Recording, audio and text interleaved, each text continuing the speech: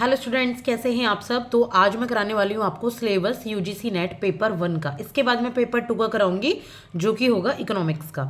तो अब चलिए सबसे पहले ये मैं आपको बता देती हूँ कि जो यूजीसी नेट पेपर 1 है उनमें 10 यूनिट्स आती हैं। 10 यूनिट्स में ये पेपर आपका होता है। इस तरीके से 10 यूनिट्स हैं। अभी मैंने यहाँ पे सिर्फ और सिर्फ बुलेट पॉइंट्स लिखे हुए हैं। इसके अंदर का भी मैं आपको सारा का सारा बताऊंगी।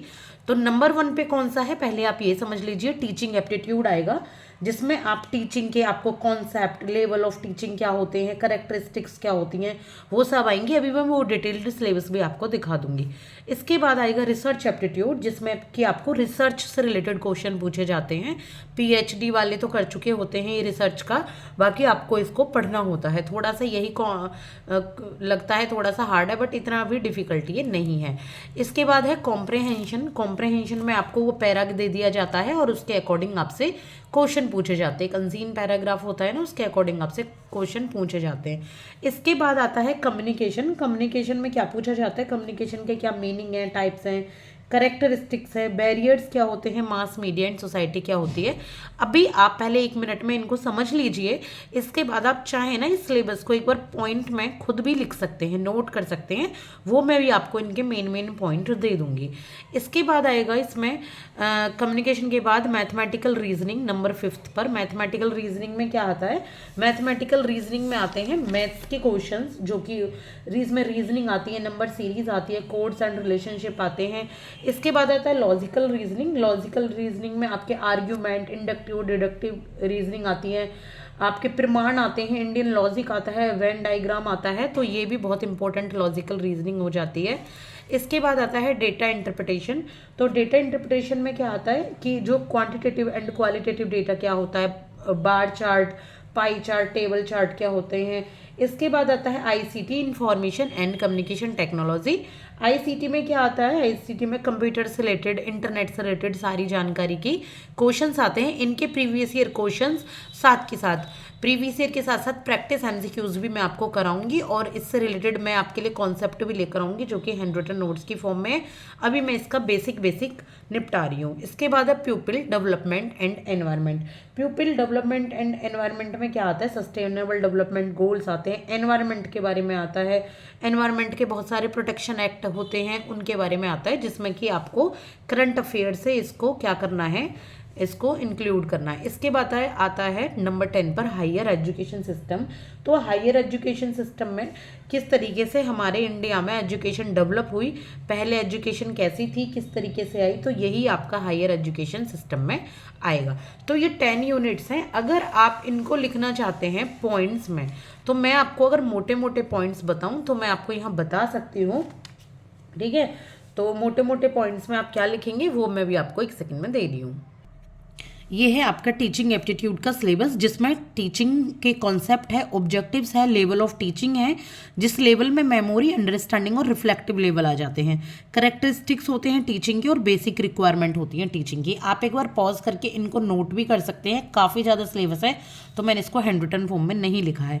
इसके बाद लर्नर करेक्टरिस्टिक्स है। लर्नर यानी कि जो सीखने वाला होता है, उसकी एडोलोसेंट का किस तरीके से करेक्टरिस्टिक्स होते हैं, जो टीनेज बच्चे होते हैं, एडल्ट लर्नर किस तरीके से सीखते हैं, इंडिविजुअल डिफरेंस, हर एक इंसान अलग अलग है, अलग अलग सीखने की क्षमताएं और तरीके हैं। तो ये सब भी आपका लर्नर करेक्टरिस्टिक्स में आता है। इसके बाद है फैक्टर अफेक्टिंग टीचिंग है। इसके बाद रिलेटेड टू द टीचर, कौन से फैक्टर्स हैं जो अफेक्ट करते हैं टीचर को, लर्नर को। सपोर्ट मटेरियल के बारे में, जो आपके टीचिंग में मटेरियल सपोर्ट करते हैं उसके बारे में सारी जानकारी है। फिर इंस्ट्रक्शनल फैसिलिटी है, फिर लर्निंग एनवायरनमेंट और इंस्टीट्यूशंस हैं। इसके बाद टीचिंग के कौन कौन से मेथड्स होते हैं, teacher centred, learner centred method भी होते हैं, ऑफलाइन एंड ऑनलाइन मेथड है, जैसे कि स्वयं प्रभा और मूक। इसके बाद है टीचिंग सपोर्ट सिस्टम, जिसमें कि ट्रेडिशनल, मॉडर्न और आईसीटी बेस्ड टीचिंग आ जाती है। फिर इसके बाद है इवैल्यूएशन सिस्टम, जिसमें elements and types of evaluation in choice based credit system in higher education. जो क्रेडिट बेस्ड सिस्टम चल रहा है ना, क्रेडिट पॉइंट्स मिल जाते हैं, और कंप्यूटर बेस्ड टेस्टिंग होती है, सीबीटी। जैसे अभी आपका नेट का एग्जाम कैसे होता है, सीबीटी तो होता है कंप्यूटर बेस्ड, और इनोवेशंस होती हैं इवैल्यूएशन सिस्टम में। तो ये टीचिंग एप्टीट्यूड का पूरा सिलेबस है, जिसको मैंने आपको डायरेक्टली बुक से दिखा दिया है। इसके बाद है रिसर्च एप्टीट्यूड का सिलेबस, जो थोड़ा छोटा सा ही है। तो इसमें है रिसर्च की मीनिंग क्या है, टाइप्स और करेक्टरिस्टिक्स क्या है रिसर्च के, पॉजिटिज्म क्या होता है और पॉजिटिविस्टिक अप्रोच क्या होती है रिसर्च के। ये सब मैं आपको हैंड रिटन नोट्स की फॉर्म में बहुत कंसाइज वे में लेकर आऊंगी, जिसमें मैं आपको सारी रिसर्च कंप्लीट कराऊंगी और सारे टीचिंग एप्टीट्यूड्स के सारे ही कॉन्सेप्ट क्लियर कराऊंगी। इसके बाद मेथड्स क्या होते हैं रिसर्च के, experimental, descriptive, historical, qualitative and quantitative method, इनके बारे में मैं आपको सभी एक एक लाइन विद एग्जांपल्स के साथ समझाऊंगी। इसके बाद है स्टेप्स ऑफ रिसर्च, रिसर्च में स्टेप्स क्या क्या होती हैं, थीसिस एंड आर्टिकल कैसे लिखे जाते हैं, और फॉर्मेट और स्टाइल क्या होता है रेफरेंसिंग का। इसके बाद है एप्लीकेशन क्या है आईसीटी की, यानी कि कंप्यूटर की रिसर्च में, और रिसर्च एथिक्स क्या होते हैं। तो ये पूरा रिसर्च एप्टीट्यूड का सिलेबस है। इसके बाद है कॉम्प्रिहेंशन का सिलेबस, कॉम्प्रिहेंशन के सिलेबस में आ जाता है ये तो नॉर्मल आपको पता ही है कि एक अनसीन पैसेज दिया जाएगा और क्वेश्चन उस पैसेज के आधार पर पूछे जाते हैं, ठीक है। इसके बाद है कम्युनिकेशन, तो कम्युनिकेशन में क्या आता है, मीनिंग, टाइप्स और करेक्टरिस्टिक्स कम्युनिकेशन की, और इफेक्टिव कम्युनिकेशन में क्या आता है, verbal, non verbal, intercultural and group communication, classroom communication. इसके बाद बैरियर्स टू इफेक्टिव कम्युनिकेशन, यानी कि कम्युनिकेशन में कौन कौन से बैरियर आ जाते हैं, और मास मीडिया एंड सोसाइटी। इसके बाद है mathematical reasoning and aptitude, number 5 पर जो आपके सिलेबस का पॉइंट है, यानी कि सिलेबस है आपका, टाइप्स ऑफ रीजनिंग आएगा इसमें, रीजनिंग के क्या टाइप्स होते हैं, number series, letter series, code and relationship आएगा, और मैथमेटिकल एप्टीट्यूड में आपको fraction, time and distance, ratio, proportion and percentage आएगी, प्रॉफिट एंड लॉस आएगा, इंटरेस्ट एंड डिस्काउंटिंग आएगा, और एवरेज आएगा।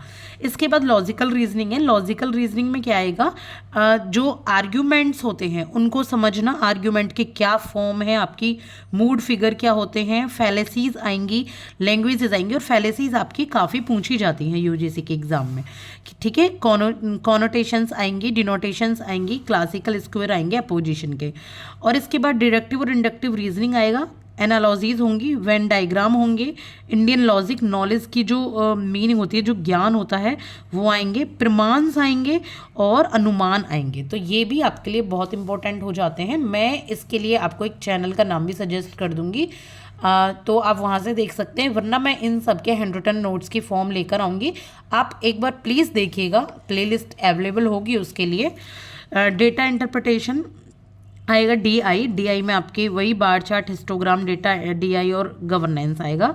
फिर आईसीटी में क्या होता है, कुछ एब्रीवेशंस आएंगी, कुछ टर्मिनोलॉजी आएंगी, इंटरनेट के बारे में आएगा, हायर एजुकेशन में क्या डिजिटल इनिशिएटिव ले जा रहे हैं वो आएगा, आईसीटी और गवर्नेंस के बारे में भी आता है। और इसमें मैं आपको एक चीज़ और बता दूं, आईसीटी में नहीं, लेकिन यहाँ पर बुद्धिज्म एंड जैनिज्म के बारे में भी जानकारी पूछी जाती है, मैंने ये एग्जाम्स में देखी है। तो कुछ इंपॉर्टेंट क्वेश्चंस आते हैं बुद्धिज्म और जैनिज्म से, प्लस करंट अफेयर भी आता है, तो प्लीज़ आप इनको ऐड ऑन कर लीजिएगा, ठीक है।